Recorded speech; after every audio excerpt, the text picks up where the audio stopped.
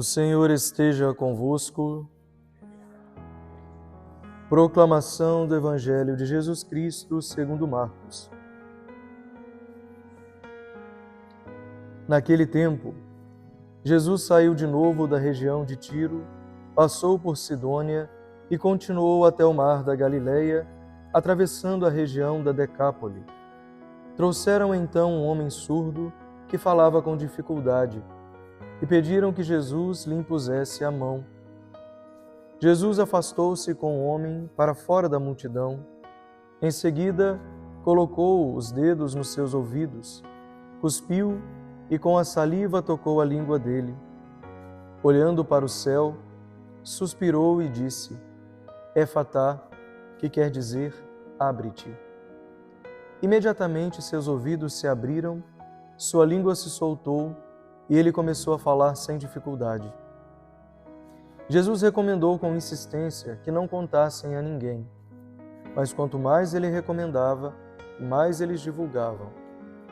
Muito impressionados, diziam: Ele tem feito bem todas as coisas, aos surdos faz ouvir e aos mudos falar.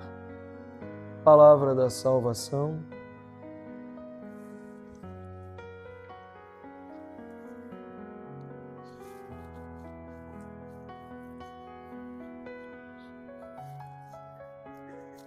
Amados irmãos e irmãs, a palavra do Senhor que nos foi dirigida neste dia é uma palavra que nos traz, eu diria, um ensinamento. Assim, como sempre, né? A palavra do Senhor traz ensinamentos para a nossa vida, mas eu entendo que o que a palavra de Deus faz hoje para nós é nos mostrar um paralelo, né, daquilo que o pecado é capaz de fazer conosco e de como a graça de Deus pode nos restaurar. A palavra hoje nos revela o quão baixo a gente pode descer por causa do pecado e o tamanho da misericórdia divina. Às vezes nós temos uma tentação quando nós estamos caminhando na fé, que é de achar que nós somos invencíveis, de que nós já dominamos o pecado, de que nós já vencemos determinados pecados. E essa é a pior ilusão que a gente pode ter. Porque toda vez que nós acreditamos que nós vencemos determinados pecados, nós estamos baixando guarda para que esses pecados cresçam novamente. Às vezes a gente já acha que já venceu a preguiça, que já venceu a cobiça, que já venceu pecados de impureza, porque talvez há um bom tempo a gente já não caia neles. E a pior coisa que nós podemos fazer no nosso caminho de fé é nos esquecer de cuidar. Esquecer de cuidar é abrir as portas para que o pecado volte. Parar de olhar, parar de observar aquilo que nós estamos fazendo é o primeiro passo para a nossa derrota. E a gente vai perceber isso desde a primeira leitura. Desde segunda-feira nós estamos ouvindo na liturgia o relato da criação. E hoje nós chegamos no pior momento da história humana, que foi aquele momento em que nossos primeiros pais viraram as costas para Deus, cederam ao pecado. E olha só, por isso que eu dizia a vocês que a gente tira aqui uma grande lição. O primeiro problema de Eva, ela tinha uma inclinação para o orgulho, que ele é, na verdade, né, a origem de todo pecado. E Eva se deu o luxo de conversar com o tentador. Eva abriu o caminho para ele. Foi ela que a acolheu. Isso aqui é um grande problema nosso. Gente, a gente não tem que negociar com o pecado. A gente não tem que conversar com o nosso pecado. A gente não pode ficar o tempo todo tentando fazer barganha com ele, porque o nosso inimigo é astuto, nosso inimigo é cruel, ele não joga de maneira leal e ele conhece as nossas fraquezas. E aqui está o ponto. O inimigo conhece as suas fraquezas. O inimigo conhece as minhas fraquezas. E ele não joga para perder. Ele não gosta nem sequer de empatar, ele quer ganhar. Porque Parece uma loucura, né? Não é que ele vai ganhar, ele já está derrotado. O que ele quer é derrotar outros com ele. O inimigo de Deus nunca vai sair vitorioso. Mas o que ele pode fazer é conseguir o maior número de derrotados. Ele sabe que ele não vai ganhar. Ele sabe que o fim dele é a derrota. Mas aí é que está o grande problema. É que nós podemos ser derrotados com ele. E quando ele começa a seduzir Eva, ele vai exatamente lá na vaidade dela. Olha, mas Deus falou que vocês não podem comer? Claro que vocês podem, você está maluca. No dia que você comer isso aí, você vai saber de tudo. Você não vai precisar de Deus. Aqui o ponto é, você não vai precisar de Deus. Eva fez igual um adolescentezinho, né? Que não quer precisar do pai, que não quer pegar o dinheiro com o pai, com a mãe. Eu já sou independente, mas não é nada. Depende de tudo, precisa de tudo. A única coisa que tem é orgulho e mais nada. E é exatamente ali onde ele pega. E ela fala, ai, vai ser bom, né? Não precisar pedir nada para Deus, vai ser bom saber de tudo, vai ser bom saber o que é bom, o que é ruim, vai ser muito bom. Então Eva cede à tentação. E nós sabemos que é exatamente isso, a soberba, o orgulho. E em cada pecado nosso, o orgulho está escondido. Em cada pecado que nós estamos cometendo, o orgulho está por trás, está na raiz, está lá no início. É sempre o orgulho que nos faz cair. É sempre o orgulho que nos faz, até hoje, ceder à derrota. E meus irmãos, olha que coisa. A palavra fala que quando eles comeram do fruto, os olhos se abriram. Mas olha que coisa interessante. Não se abriram para o bem e para a salvação. Se abriram para perder a graça. Os olhos se abriram. E aqui o paralelo que a palavra de Deus hoje vai fazer, que é tão interessante, né? Os olhos deles se abriram, mas eles viram que eles estavam nus. Os olhos não se abriram para a pureza. Os olhos se abriram para que eles se perdessem. Para que eles enxergassem não o que Deus queria, mas para que eles começassem a deturpar a obra que Deus fez e confiou a eles. Aquilo que Deus deu como pureza para eles, eles começaram a olhar com maldade. Os olhos dele não simplesmente se abriram, mas se abriram para o que é mal. E quando então a gente olha para o evangelho de hoje, Jesus faz o caminho exatamente contrário, né? Levam para ele um homem surdo e por isso não falava direito. Jesus tira esse homem do meio da multidão e o Senhor refaz esse homem. Jesus reconstrói aquele homem. E até mesmo os sinais que Jesus usa são os mesmos sinais da criação, não é? Foi do barro que Deus fez Adão, não foi? Jesus cospe no chão e faz barro. Ele pega o barro e toca aquele homem. E olha que interessante. O que Jesus fala? Abre-te. O que o Gênesis falou? Os olhos dele se abriram. Jesus restaura tudo. Ele pega o barro, ele toca aquele homem com o barro e ele fala, abre-te, para que os seus ouvidos se abrissem e os seus lábios pudessem falar. Mas aqui é que está. Deus abre os nossos olhos, Deus abre os nossos ouvidos, Deus abre o nosso coração de uma outra forma.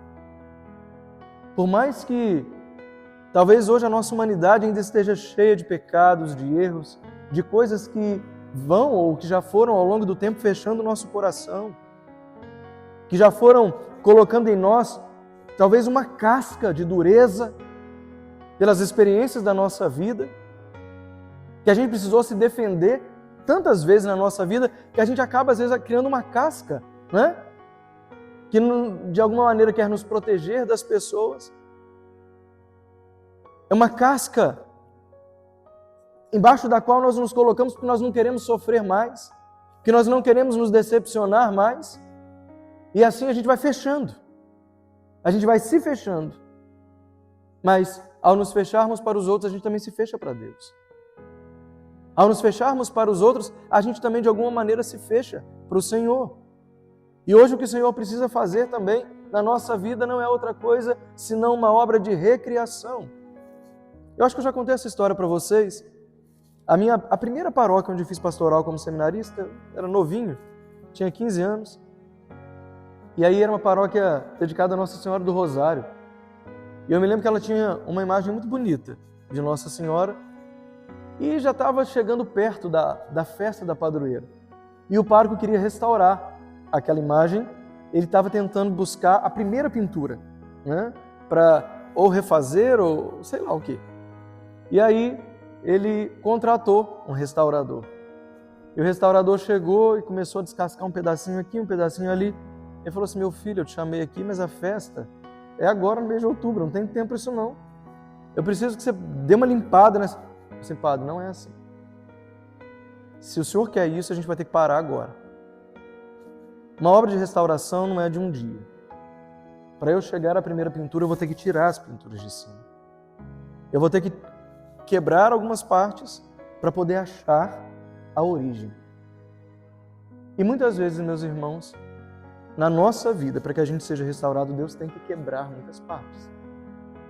Deus tem que quebrar cascas e cascas que nós fomos aceitando, pegando, que nós fomos mesmos colocando em nossas vidas. Cascas de mentira, cascas de ódio, cascas de inveja, cascas de infidelidade, cascas de impureza. Tudo isso vai entrando. Só que, com o tempo, a gente começa a achar que essas cascas fazem parte de nós. E elas não fazem.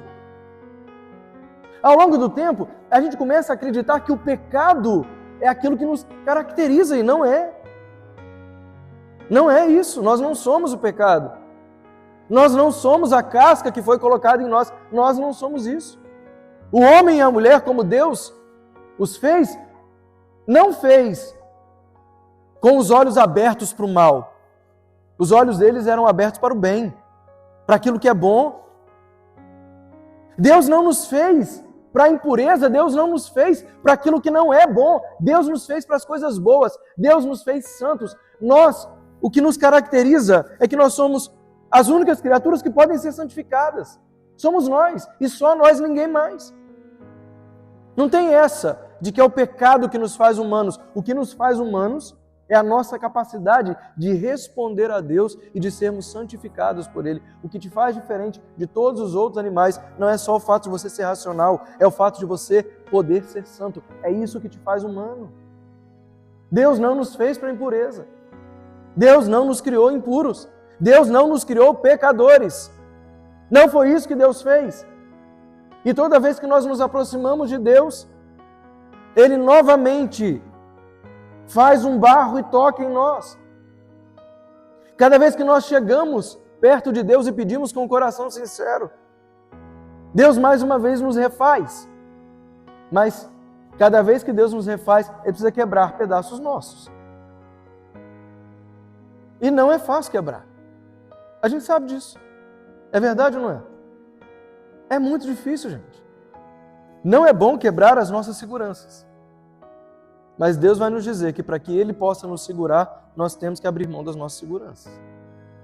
Não adianta você querer segurar na sua história e simplesmente ignorar que quem te fez é muito maior que a história que você tem. Quem te criou é muito maior do que a sua história. Quem me criou é muito maior do que os acontecimentos da minha vida. Deus é mais. Ele é muito mais. Ele é muito mais que tudo. E o que hoje preciso é ouvir mesmo de Deus um abre-te. O que você precisa ouvir de Deus hoje também é um abre-te. A sua mente, o seu coração. Hoje nós precisamos, meus irmãos, sair dos olhos que foram abertos para o mal e voltar para os ouvidos e para os lábios e para os olhos que voltam, que serão abertos para aquilo que é bom. E olha só que coisa bonita, já no final do Evangelho, as pessoas não paravam de falar, né, das coisas boas que Jesus estava fazendo, e quanto mais Ele mandava parar, mais eles falavam. E eles diziam: olha, Ele faz todas as coisas muito bem. Tudo que Ele faz é bom. E é tão interessante quando Deus, de fato, entra na nossa vida e quando Ele restaura, é impossível que isso não transpareça. A gente não tem que fazer nada para aparecer, para os outros falarem. Mas quando a mudança é real, ela se torna perceptível. Quando a mudança é real em nós, pouco a pouco, quem está perto consegue enxergar. Quando a mudança é sincera, quando Deus pode arrancar as nossas cascas e não apenas colocar mais uma pintura, né, como me lembro o Padre Paulo queria, jogar mais uma pintura em cima daquela imagem. Gente, engana, mas não restaura. Engana, mas não renova. E não adianta, né? A gente colocar roupa nova, mas não tomar banho. É verdade ou não é? A roupa não vai deixar você cheiroso, você vai deixar a roupa fedida. É exatamente o contrário. Se eu não me limpar, se eu não me lavar, não vai adiantar nada eu colocar mais um enfeite em cima de mim. Ou Deus me restaura na minha raiz, ou Ele me faz de novo com o barro que só Ele tem, ou então os meus olhos continuarão fechados para o céu e abertos para aquilo que não é bom. Mas Ele faz todas as coisas bem feitas. Ele nos fez. Então nós somos, não coisas, mas filhos bem feitos. A gente só precisa descobrir onde está a nossa bondade. Onde foi que ela se perdeu? Onde foi que nós deixamos de ouvir? Onde foi que nós deixamos de falar? Para que Deus possa vir e restaurar os nossos ouvidos, a nossa visão e nos dar uma profecia nova de vida que saia dos nossos lábios. Que assim seja. Amém.